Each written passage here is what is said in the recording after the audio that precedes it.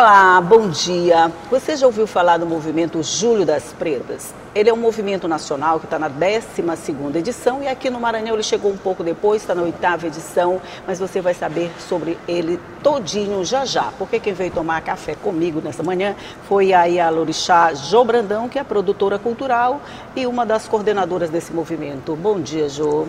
Bom dia, Elda, tudo bem? Obrigada pelo convite. Seja muito bem-vinda. Obrigada. Julho das Pretas, o que exatamente significa esse movimento? Bom, o Julho das Pretas é um movimento que é inspirado a partir de um encontro latino-americano, afro-caribenho de mulheres ocorrido em 92 na República Dominicana, em Santo Domingo, né, um encontro mundial, e daí se começou a pautar as questões específicas de mulheres negras. E no Brasil, a partir do Instituto Odária de Salvador, foi criado o Julho das Pretas como um mês de várias atividades e várias organizações de mulheres negras envolvidas, onde a gente desenvolve várias ações de vários temas, mas todas voltadas para o enfrentamento ao racismo que acomete e a violência que acomete as mulheres negras. Então, aqui a gente está na 11ª edição do Brasil, Maranhão 8ª edição, se não me engano, mas o movimento foi evoluindo e agora a gente passou a ter atividades no Brasil todo. Mais de 400 instituições se inscrevem durante um período para desenvolver atividades durante o mês de julho, e aí há toda uma ação coordenada por algumas organizações de mulheres negras nacional. Tem um dia especial ou o julho todinho é especial e acontece ações todos os dias? Como é que é dividida essas ações ao longo desse tempo? Tem um dia especial que é o 25 de julho, né? Porque é exatamente a partir desse dia que é o Dia da Mulher Negra, afro-latina e caribenha, conforme eu falei dessa data do encontro em Santo Domingo, a gente, a partir desse dia, constrói o Julho das Pretas no entorno do dia 25, que é o dia maior, o dia D, que é o dia que todo mundo celebra o Dia da Mulher Negra. É na próxima semana, que é a próxima semana. Mas todo mês ocorrem essas atividades que vão desenvolvendo as mais diferentes organizações de mulheres negras, né? Por exemplo, aqui a gente vai fazer no próximo sábado o Encontro de Mulheres de Axé, por exemplo, para discutir enfrentamento ao racismo religioso, relação com a natureza, mudança climática, o impacto dessas mudanças nas nossas vidas enquanto mulheres de Axé que sobrevivem nesse espaço do meio ambiente. Vai ter um evento do Grupo de Mulheres Negro-Mandesa, dia 21, que vai tratar da reparação, né?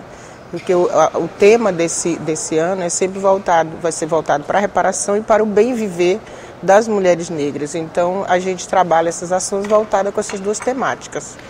Você diria, Jo, que ao longo desse período, 12 anos de movimento nacional e mais ou menos 8 por aqui, já dá para contabilizar os efeitos positivos ou não, sei lá, os efeitos desse movimento todo?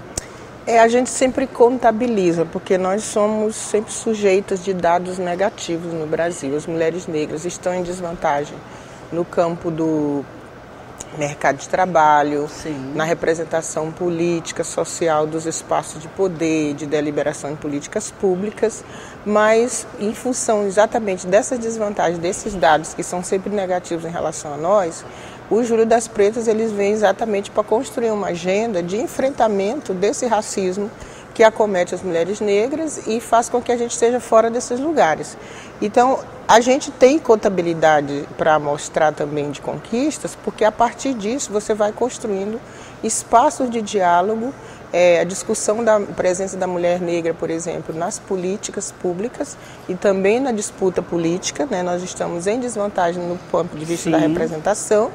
Então, esse tipo de retorno, de dados que a gente vai conquistando, ele vai sendo medido na medida de que os órgãos públicos passam a se sentir questionados e a fazer mudanças. Então, por exemplo, não se pode pensar na política da mulher sem um recorte específico de equidade e igualdade racial. Isso faz com que a política pública hoje das mulheres, a nível federal, ela tem sido trabalhada com esse recorte. Então, isso são efeitos significativos, porque faz com que a política pública não seja voltada para um determinado público só de mulheres que não são negras, por exemplo. No campo das políticas de igualdade racial, o próprio surgimento do Ministério da Igualdade Racial, ele é tido como uma conquista de luta, porque a gente precisa ter no governo federal um espaço que se discute as políticas de igualdade racial, com recorte também para as mulheres negras e impactar nas demais políticas, inclusive econômica, de planejamento. Quando a gente fala de impostos, é obviamente que a camada mais pobre será acometida. E aí a gente tem aí um último dado que é sobre, por exemplo, nós somos maioria chefe de família, são mulheres negras. Então, se você pegar o mapa da fome, das condições de desigualdade social no Brasil, você vai se deparar com essas mulheres negras à frente dessas famílias. É verdade. Quando você fala nessa política, as políticas públicas feitas para mulheres, parece um avanço, mas quando você fala da equidade, a gente vê que o avanço não foi tão grande assim. Ele está abrangendo o universo geral, mas está deixando um recorte fora. No momento em que a gente tem agora um ministério específico para tratar dessas questões, se diria que a gente já andou um pedacinho? Andamos um pouquinho nessa abertura de caminhos, porque nós precisamos avançar. Existe uma máxima no movimento negro, e a gente discute isso na coalizão, por exemplo: não é possível discutir democracia e nem desenvolvimento sem combater o racismo. Então, enquanto houver racismo, não haverá democracia. Porque você tem, enquanto houver racismo, não tem democracia. Então, não tem não chegamos lá. Não tem como ter democracia quando você não tem mulheres envolvidas e mulheres negras discutindo, porque nós estamos desigualmente, socialmente em desigualdade, para defender políticas públicas sejam estruturantes, ou seja, nós temos um racismo estruturante. Quem estrutura a política pública sempre vai pensar, né, nessa camada, e geralmente essa camada mais pobre, negra, não chega. Então, é preciso pensar também como políticas estruturantes que vão combater o que nós chamamos de racismo estrutural.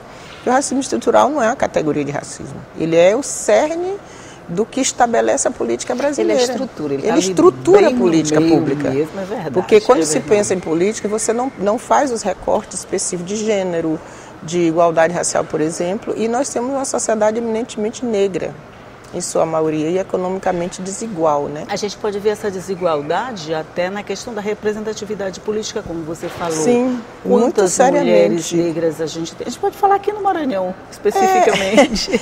A gente tem essa reflexão. Nós avançamos, porque aqui no Maranhão a representação política, nós avançamos significativamente em ter um número de mulheres muito maior, né? Isso Sim, é muito importante. Hoje aqui na Assembleia Legislativa, por exemplo, a gente tem uma bancada. 12 mulheres, uma bancada né? feminina. São 12 mulheres. No entanto, nós precisamos fazer o debate do recorte. Avançamos na representação. Porém, essa representação ela é desigual, porque nós não temos uma mulher negra, nós não temos mulheres indígenas, mulheres com deficiência, mulheres LGBTQIA+, mulheres LGBT a mais. Então, essa representatividade, ela precisa ser ampliada do ponto de vista da equidade racial. Porque se nós somos maioria no campo da pobreza, é preciso pensar políticas públicas de emancipação dessa população negra, mas ela só será possível com a participação da população negra, entendeu? Então, se nós não estamos nesses espaços, como que a gente vai discutir políticas isso, vamos dizer, superem isso é o túnel, né? Isso é o túnel que a gente está. E você está vendo a luz lá no fim? Sempre.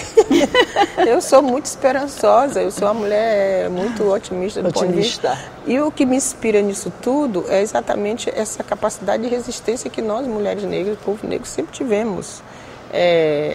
Nós vivemos as maiores atrocidades humanas a partir do processo de escravização de africanos. Então, nós resistimos a um processo de escravidão no Brasil, resistimos a um processo de ditadura, e nós continuamos resistindo na desconstrução do racismo. Então, eu sou muito esperançosa no sentido, porque eu acredito no movimento. Eu acredito na força da mobilização dessas mulheres. Então, o Estado, ele tem sempre um formato de atuar. E essa atuação, geralmente, ela é muito pautada na opressão. Porque ele não se permite ser questionado, ele não se permite ser alterado. Então, se nós temos essa capacidade de resistência, de resiliência, de ressignificação de nossas vidas, de nossas lutas, eu não posso perder a esperança porque eu acredito na nossa força. Então, para mim, as coisas um dia chegarão, serão mudadas, né? Olha, eu fico aqui até só te ouvindo, eu nem precisava perguntar, eu fico aqui só ouvindo. Mas nós vamos fazer um intervalo rapidinho aqui na nossa conversa, só para você tomar água, tomar café, eu também. E a gente volta já já, só um minuto, eu volto já já.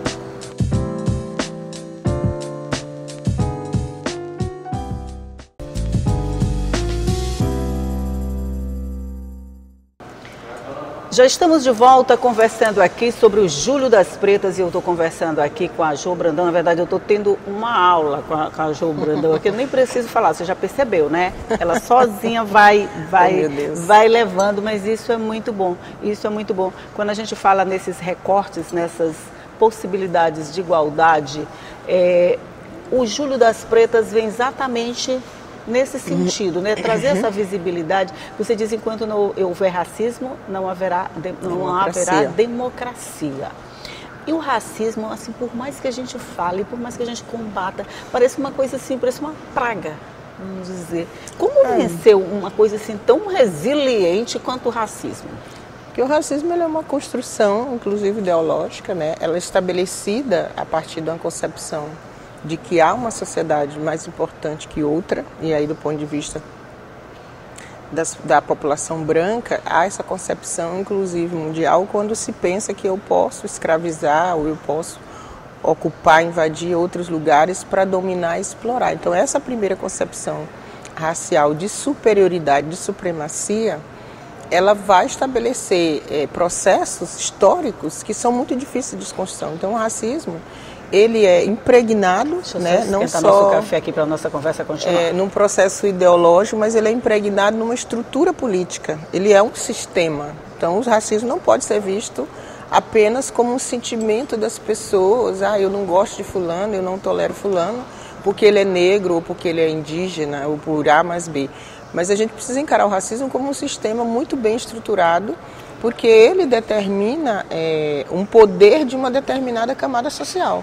Então esse sistema ele é engendrado para sustentar determinada camada. E aí ele vai envolver vários aspectos: econômico, científico, religioso, do ponto de vista da igualdade de gênero, masculino, né? É completamente masculino. Porque aí você vai equiparar aí o estado de poder entre homens e mulheres, a maioria são homens, e quando você traz o recorte racial, aí você tem um outro aspecto, você vai ter no sistema de poder homens e mulheres brancas, e muito raramente mulheres negras ou homens negros. Então essa estrutura racial, do racismo, ela é determinada por um sistema muito bem organizado e estruturado. Então a gente não pode lidar com racismo do ponto de vista subjetivo, que é o que muita gente se equivoca. Não, mas vocês estão vendo, isso é mimimi, vocês estão vendo coisa onde não existe. Isso existe, gente. Claro. E não é um sentimento. Ou seja, quando eu crio uma universidade e estabeleço determinadas formas de acesso a essa universidade e não penso que todas as crianças e jovens que estudaram não são todas brancas, isso é uma estrutura. Que todas não tiveram o mesmo acesso, as mesmas condições de possibilidade ou de oportunidade. Lá, né? Então, esse sistema ele é pautado para o privilégio e o mérito, que a gente tem que discutir meritocracia, né?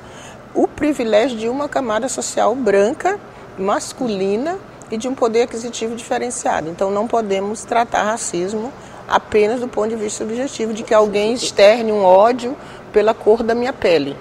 Esse ódio externado subjetivamente, do ponto de vista emocional ou de sentimentos, ele é alimentado por uma estrutura de que eu, ao abrir minha TV, eu não vou ver nenhuma criança negra nos programas. Por exemplo, quando eu abro a TV e tenho todos os programas infantis, são crianças brancas, apresentadores brancos, mulheres magras dentro de um padrão, isso é um sistema.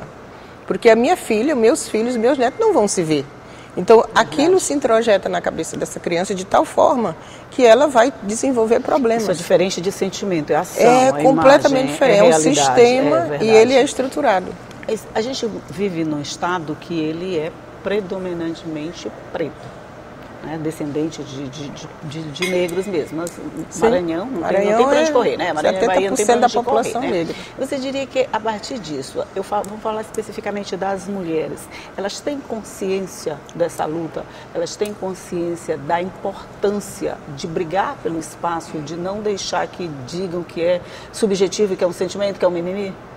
Claro, nós somos todas conscientes disso, tanto que as nossas pautas, por exemplo, Júlio das Pretas, Mulheres Negras de Axé, 24 horas nós estamos alerta, nós vivemos em alerta, porque todos os dias, ontem eu conversava com uma companheira que é do nosso movimento, muito importante, Silvia Leite, que atua, nossa querida Silvia Leite, que atua no enfrentamento da violência contra mulheres. Ontem à noite a gente conversando, ela falando para mim a crescência dos índices de feminicídio e de violência no Maranhão, e essas mulheres são todas negras, em sua maioria.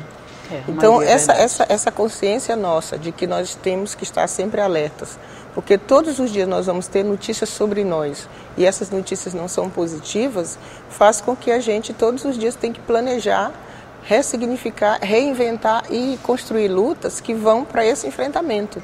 Porque é na violência contra as mulheres, é no acesso ao mercado de trabalho, é no acesso aos espaços de participação política que define as políticas públicas, onde nós não nos vemos, não estamos representados. Então, essa consciência é o que faz nós nos movimentarmos, nos mobilizarmos em torno de pautas muito significativas para nós. Mas vamos dizer também que a gente já tem um caminho, vamos dizer, melhorado na medida em que as meninas negras, as mulheres negras, elas já se assumem como negras. Antes você tinha até vergonha de ser negra, você tinha vergonha do seu cabelo, você tinha vergonha da sua pele, o mercado não tinha produtos para você tinha que se arranjar, ficando com a pele cinza, usando o produto que era para branca. A gente já percorreu um bom caminho e hoje a gente já vê esse movimento, vamos dizer, contrário, essa onda contrária, agora está quase uma via de mão dupla, quer dizer, eu não preciso mais alisar meu cabelo, no meu caso, né? Não preciso alisar meu cabelo, alisei o meu, sim, claro. Mas a gente não precisa mais fazer isso para se tornar parte dessa sociedade que a gente está dizendo que é toda igualitária. Bom, o racismo, enquanto estrutura, ele todos os dias nos colocam em situação de enfrentamento. Mas o que eu quero dizer, eu sou muito orgulhosa do meu país, porque o Brasil ele tem grandes lutas de enfrentamento. No campo da luta das mulheres, nós sempre fomos muito ativistas nesse sentido de combater essa estrutura racista. Então, hoje eu diria que é muito importante que os racistas pensem duas vezes antes de externar uma expressão qualquer ou de se colocar, porque o avanço tecnológico das mídias, o registro, ele tem também contribuído para externar uma concepção de sociedade, que a sociedade brasileira é racista, é machista, é homofóbica. Ela tem uma série de sequelas, né, a partir dessa ideia da colonização, e faz com que esse movimento ele reverbere também no fortalecimento da identidade dessas mulheres negras. Eu sou muito orgulhosa do Brasil. Eu lembro de uma experiência que eu fui a Santo Domingo, acho que 2002, eu não lembro, foi 2002, 2005, e eu fiquei muito assustada quando eu andava nas ruas. Eu era a única mulher com cabelo natural. Todo mundo me olhava, eu era um ser estranho, porque todo mundo tinha cabelo alisado e eu fui com cabelo, não tirei as tranças, falei, gente, estou no lugar. E eu só vi 3 mulheres naquela cidade com cabelos naturais cacheados e a gente era o diferente. Então no Brasil hoje você tem uma gama de meninas, de jovens, com muito orgulho dessa identidade, dos seus cabelos, isso faz parte da nossa identidade. E aí a gente tem hoje um fortalecimento de identidade, porque eu escolho o que eu faço com o meu cabelo e eu não preciso mais fazer A ou B a coisa no meu cabelo por me sentir branca, mas eu posso fazer isso para relevar minha autoestima e escolher o que é que eu faço com o meu cabelo sem perder a minha identidade. Então nós avançamos no sentido de que hoje nós temos, por exemplo, o sistema de cotas no Brasil, ele também traz essa transformação do ponto de vista científico, porque a academia hoje ela tem que se reinventar, ela precisa se ressignificar, se refazer, porque não é possível que a gente continue insistindo em epistemologias brancas, por exemplo. Então, se a gente tem os nossos meninos e meninas negras na faculdade questionando esses ensinamentos, questionando essas disciplinas, questionando essas formas de ensinamento ou de conhecimento eurocêntrica e trazendo aí a discussão da África, de um conhecimento mais afrocentrado, faz com que essas estruturas se refaçam. Não é possível mais se pensar questões sem ter isso, porque nós temos a militância muito aguerrida. Então eu acho que o Brasil ele representa esse contraponto de sair dessa ideia da democracia racial, porque a gente é a maioria negra, não quer dizer que nós vivemos uma democracia. Mas a gente tem aí uma militância e um movimento forte no sentido de questionar essas estruturas, se apresentar, por exemplo, a gente tem dia 21, acho que é 21, o Grupo de Mulheres Mãe Andresa vai fazer um debate sobre reparação e direito. E eu muito orgulhosa de olhar as meninas advogadas negras. Eu não vi isso há 10 anos. Então, quem vai falar sobre reparação e direito são advogadas negras, que estão coordenando, por exemplo, na OAB, a igualdade racial, que estão coordenando a Comissão da Verdade. Então, nós avançamos nesses espaços. Não quer dizer que seja tudo democrático, mas a gente chegou nesses espaços por uma duras penas. Avançamos, e a gente pode, por exemplo, jornalismo. Hoje é questionável você abrir um canal de TV e todos os apresentadores seriam homens brancos. Então, hoje já temos todo mundo tem que se refazer, porque senão fica fora do eixo, né? Eu lembro, fora do contexto. Antes, quando a gente começava a apresentar, que o cabelo era meio enrolado, tinha que alisar mesmo, porque senão dava uma porção de imagens retorcidas, a gente não podia estar com o cabelo muito solto. Daí a necessidade de a gente ter que alisar mesmo para ele ficar certinho na TV. Isso a gente tem um debate interessante que discute inclusive o colorismo. Essa justificativa horrorosa de que nosso tom de pele, nosso cabelo esteticamente não fica bem diante da imagem, gente, isso é ultrapassado. Então todos os canais, todos os meios de comunicação, hoje eles precisam se refazer do ponto de vista da igualdade racial, porque assim, aí a gente tem uma Glória Maria, né, que é uma memória que às vezes a gente cobra que o jornalista no fulano não tem uma discussão política. Gente, o fato de estar naquela tela, fazendo programa, reportagens, e a sua presença negra já é uma afronta. Já é uma afronta, nem precisa discutir. Por quê?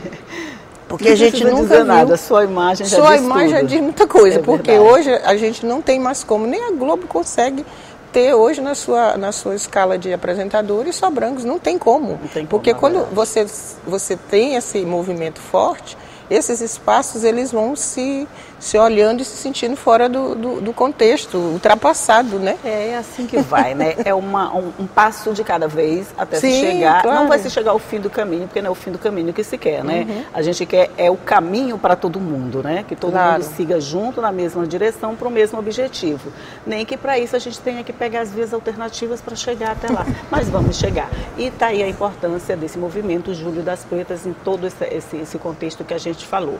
E no dia 25 é que acontece o dia mesmo, o dia né? 25 tem um momento cultural e também a roda de conversa sobre direito, reparação e bem viver lá no Cressol. A partir das 16 horas tem uma atividade, depois uma prática cultural e a ciranda. Antes disso a gente tem 21 esse encontro de direito e reparação, que é o Mãe Andresa. E dia 22 a gente tem um encontro das mulheres de axé, né? Tem uma agenda extensa. Mas aí, dia 22, nós vamos realizar o encontro Mulheres de Axé, Vozes Sagradas da Natureza pelo Bem Viver, que é um encontro que a gente vai fazer na comunidade do Gapara, que é uma região periférica que está aqui, Bacanga, para discutir com as mulheres de Axé nossas práticas culturais, nossos territórios sagrados e como é que a gente desenvolve esse cuidado com a sociedade, também no enfrentamento ao racismo e as questões de cuidado com saúde. Então, é uma programação ainda que vai até o dia 31 e bem extensa ainda. Pois é, se você ainda não participou, aproveita, participa, se informa onde está acontecendo e se envolva nesse movimento todo. Jô Brandão, muito, muito obrigada por sua participação, por sua presença no nosso programa. A gente que agradece e aí chama todo mundo, né? Acompanhe nas redes sociais Julho das Pretas, Coletivo da Engie, Grupo Mãe Andresa, Rede de Mulheres Negras do Nordeste, um monte de instituições, Instituto Pedra Rara, Fórum de Saúde da População Negra. Todos nós estamos envolvidas na organização desses eventos e a gente convida todo mundo para acompanhar aí nossas atividades e participarem também.